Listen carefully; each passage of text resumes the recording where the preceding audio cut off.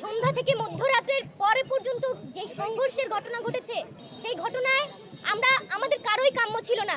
আপনারা জানেন যে জুলাই অভ্যুত্থানে 7 কলেজ, ঢাকা বিশ্ববিদ্যালয় সহ বাংলাদেশের সকল শিক্ষা প্রতিষ্ঠান কাঁধে কাঁধ মিলিয়ে লড়াই করেছে। কালকের যে সংঘাত হয়েছে, এই সংঘাত 7 কলেজের শিক্ষার্থীরা কামনা করে না, প্রত্যাশা করে না। তারই প্রেক্ষিতে আজকে আমাদের এই সংবাদ সম্মেলনে উপস্থিত সকলকে শুভেচ্ছা জানিয়ে আজকে সংবাদ সম্মেলন আমরা শুরু করছি। আমি পড়ি প্রেস রিলিজ। আমাদের 6 দফা দাবি সমূহ গতকাল 6/1/2025 সন্ধ্যা থেকে মধ্যরাত পর্যন্ত নিউ মার্কেট এলাকায় সংঘর্ষের প্রেক্ষিতে 7 কলেজ শিক্ষার্থীদের সংবাদ সম্মেলন। আমাদের দাবি সমূহ: 1.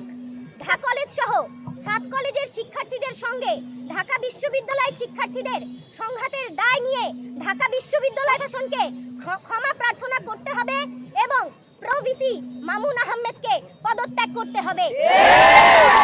2. ঢাকা কলেজ শিক্ষার্থী রাকিবকে হত্যার উদ্দেশ্যে হামলা সহ ঢাকা কলেজের শিক্ষার্থীদের ওপর নিউ মার্কেট থানা পুলিশের ন্যাকারজনক হামলার ঘটনায় ওসি সহ জড়িত পুলিশ কর্মকর্তাদের প্রত্যাহার করে তদন্ত সাপেক্ষে বিভাগীয় ব্যবস্থা গ্রহণ করতে হবে। 3.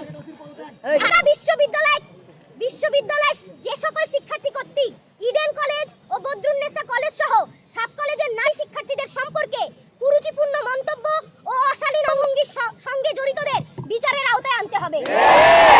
4. ঢাকা বিশ্ববিদ্যালয়ের সাথে 7 কলেজের একাডেমিক এবং প্রশাসনিক সম্পর্কের চূড়ান্ত অবসান ঘটিয়ে 24 ঘন্টার মধ্যে বাতিল করে শিক্ষার্থীদের দাবি অনুযায়ী স্বতন্ত্র বিশ্ববিদ্যালয়ের রূপরেখা প্রণয়ন করতে হবে।